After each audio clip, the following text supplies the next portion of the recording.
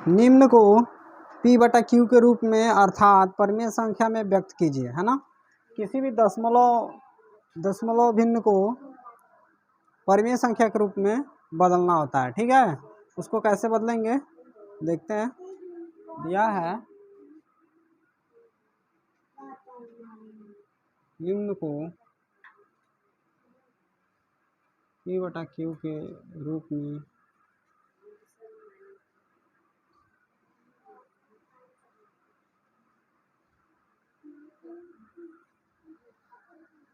में अर्थात परिमेय संख्या के रूप में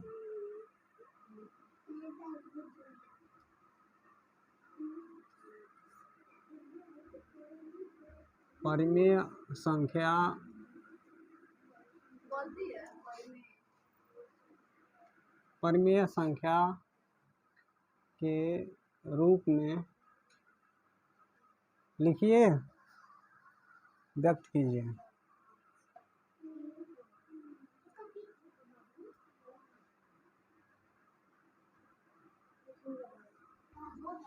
ठीक है,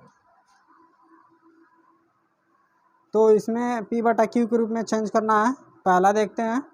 पहला दिया है क्वेश्चन नंबर 1 है 0.5 और 3 है ना, 3 पे बार लाइन दिया हुआ है, 5 3 पे बार लाइन। सबसे पहले ध्यान दीजिएगा कि जिस संख्या पे बार लाइन अगर नहीं दिया होता है, ठीक है, जिस संख्या पे बार लाइन नहीं दिया होता, कितने संख्या पे बार लाइन नहीं दिया है, एक संख्या पे, है ना। तो इसमें पहले लिखेंगे माना। इसको दो तरह से कर सकते हैं। पहला एक तरीका बता रहे हैं जो 7 8 में भी पढ़ाया जाता है, उस तरीके से, ठीक है। दशमलव भिन्न को परिमेय संख्या के रूप में बदलना, उस तरीके से बताया जाता है। तो देखिए लिखेंगे माना x इज इक्वल टू 0.5 3 पे बार लाइन है, ठीक है। जितने अंक पे बार लाइन नहीं रहता है उतना जीरो लगा के, एक के आगे उतना जीरो लगा के और गुणा करते हैं। क्या है जी,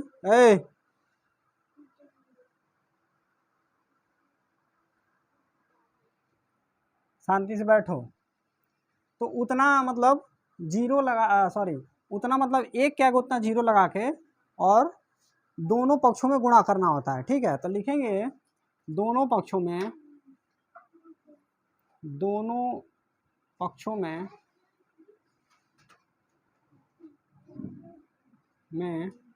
10 से गुणा करने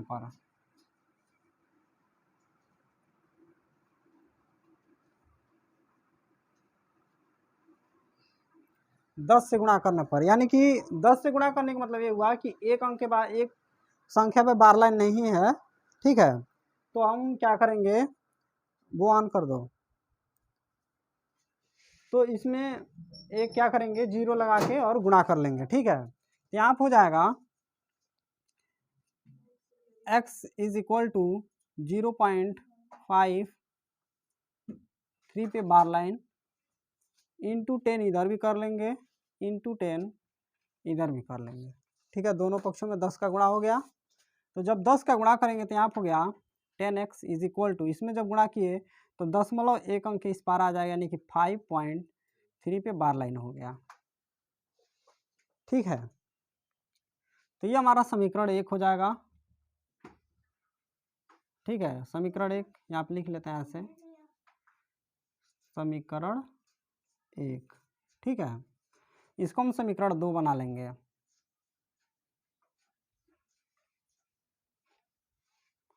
ठीक है। उसके बाद से क्या करते हैं कि देखते हैं, जैसे बार लाइन का मतलब हुआ कि कोई संख्या बार बार आ रही है। बार लाइन का सीधा अर्थ समझाएं तो जैसे मान लीजिए एग्जाम्पल एक लेते हैं, 9 से 1 में डिवाइड करना है। 9 से किस में डिवाइड करना है, तो हम जीरो लगाए और दशमलव लगा दिए, तो क्या हो गया, यहाँ पे 10 हो गया। 9 एकम, फिर कितना बचा, 1, जीरो बढ़ते जाएगा, फिर 9 एकम, फिर 1 बचा, फिर जीरो लग जाएगा, 9 एकम, क्या हो रहा है इसमें, एक बार बार आ रहा है। क्या बार बार आ रहा है, एक बार बार आ रहा है। उसी तरह से तो हम इसको लिख सकते हैं ऐसे 0.1 पे बार लाइन, 1 पे, यानी कि 1 बार बार आ रहा है, ठीक है। तो उसी तरह से 3 पे बार लाइन का मतलब हुआ कि जो है कि 3 जो है बार बार आ रहा है। ठीक है, तो इसको हम या ऐसे भी लिख सकते हैं, बार लाइन अगर हटा दे तो ऐसे भी लिख सकते हैं 3 3 डैश डैश, मतलब कि 3 3 बार बार आ रहा है ना। एक चीज़ ध्यान रखिएगा कि जब दशमलव के बाद इन ऐसे सवाल जितने भी आएंगे, दशमलव के बाद जब अंक आपके इक्वल हो जाएंगे, जो भी अंक होंगे बराबर बराबर हो जाएंगे, तब बड़ी वाली समीकरण में से, मतलब बड़े वाले जिसमें बड़ा अंक दिया होगा उस वाले समीकरण में से छोटे वाले अंक वाले समीकरण को घटाना होता है। ठीक है, तो इसमें हमारा दशमलव के बाद 5 3 पे बार लाइन है और इसमें दशमलव के बाद केवल 3 है, तो दोनों बराबर है नहीं है ना। तो हम क्या करते हैं, एक बार और 10 से गुणा कर लेते हैं दूसरे समीकरण में। ठीक है, तो लिखेंगे समीकरण 2 में पुनः 10 का गुणा करने पर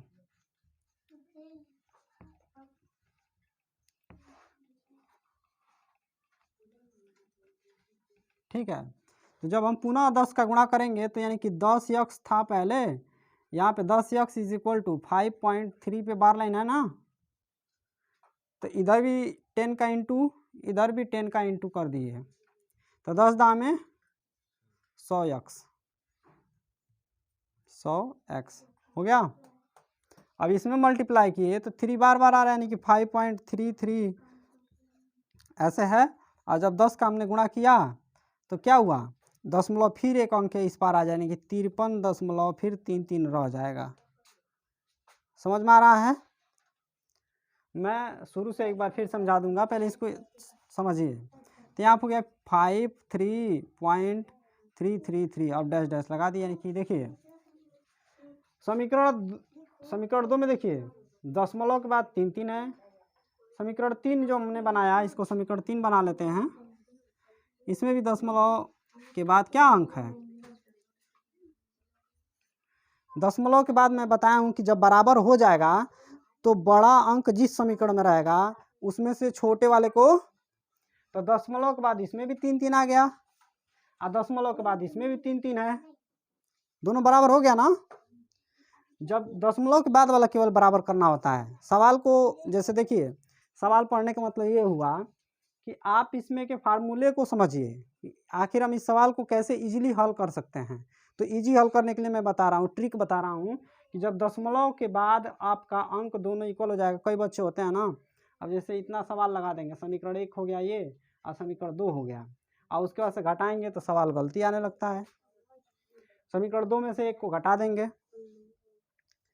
फिर उन लोग को समझ में नहीं आता है ना, कि सर बताए थे तो दशमलव वाला पूरा कट गया था और हम लगा रहे हैं तो दशमलव के बाद अंक बच जा रहा है, ऐसे होता है। ठीक है, तो आपका क्या होना चाहिए कि दशमलव के बाद वाला अंक जो है पूरा पूरा कट जाए, इसके लिए दोनों में बराबर होना चाहिए, इसमें भी 3 है इसमें भी 3 है ना, दोनों में बराबर है ना।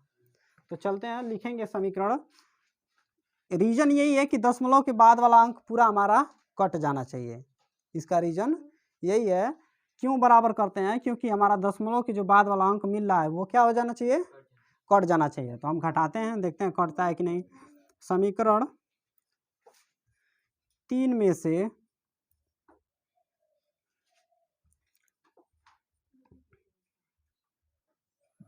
समीकरण 2 को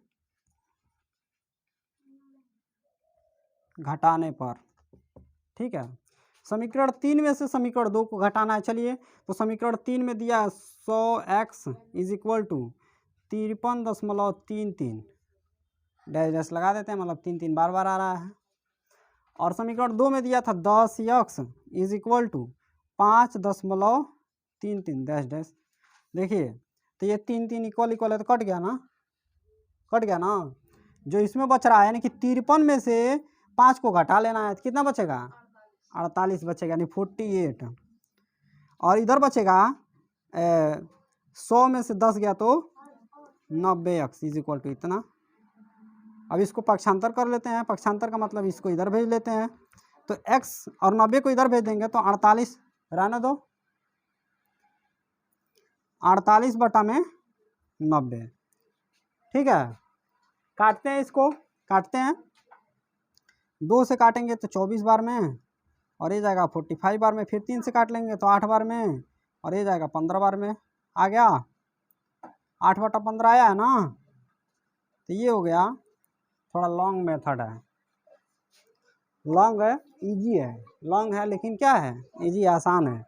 आपको क्या करना है, बस गुणा करते जाना है, जब देखिए दशमलव के बाद वाला अंक बराबर हो रहा है उसमें से उसको घटा देना है। ठीक है, एक बार फिर समझा दे रहे हैं।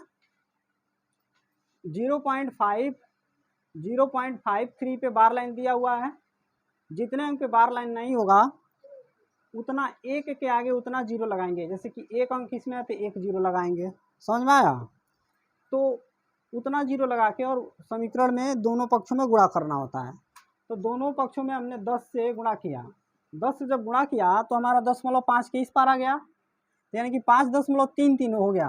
अब हमारा ट्रिक ये है कि जब दशमलव के बाद वाला अंक दोनों समीकरण में बराबर हो जाएगा तब हम उसको घटाएंगे, समझ में आ रहा है ना। लेकिन इसमें दशमलव के बाद 5 है, इसमें 3 है, बराबर नहीं हो रहा है, नहीं हो रहा ना।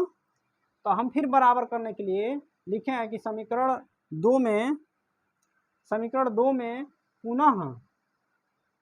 पुनः देखिए छूट गया है, 10 का गुणा करने पर, पुनः 10 का गुणा करने पर, फिर से हमने पुनः का मतलब दोबारा, तो हमने दोबारा 10 का गुणा किया, 10 से इधर भी और 10 से इधर भी। ठीक है, जब गुणा किया तो ये हो गया 10 में 100x, और इसको गुणा किया तो फिर 0.1 अंक के बाद इधर चला गया, यानी कि 3 पे बार लाइन का मतलब 3 बार बार आ रहा है, यानी कि 53 है तो 3 के इस पार आ जाएगा 53 हो जाएगा। अब बार लाइन होने की वजह से फिर 3 लग जाएगा, समझ में आया ना।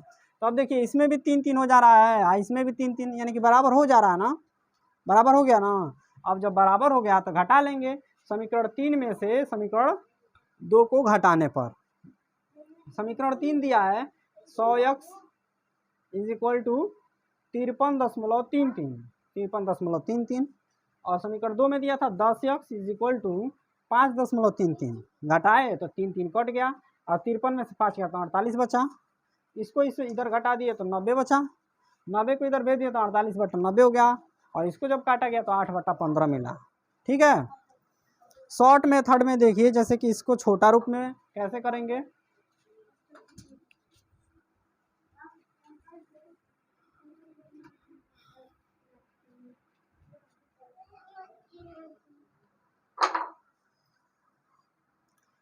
जीरो 0.53 पे बार लाइन था, इसको शॉर्ट मेथड में कैसे करना है अभी मैं बताया हूँ कि माना लिखेंगे माना x इज इक्वल टू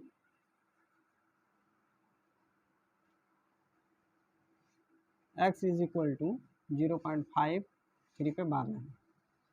सबसे पहले तो हम ये देखेंगे कि दशमलव कितने बार लाइन कितने अंक पे नहीं है, ये पहले ही बताए हैं, और उतना जीरो लगा के दोनों ओर गुणा कर लेंगे। ठीक है, सिंपली तो यहाँ लिख देंगे या करके, या 10 × x इज इक्वल टू 0.53 पे बार लाइन इंटू 10।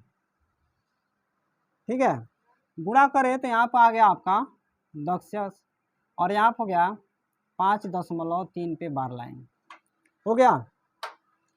जितने अंक पे बार लाइन दिया होता है ना, जितने अंक पे बार लाइन दिया होता है उस अंक के नीचे उतना 9 लगा देते हैं। तो ऐसे करना है 10x इज इक्वल टू 5, और ये आप पॉइंट हट जाएगा, प्लस आ जाएगा, और ये होगा 3/9।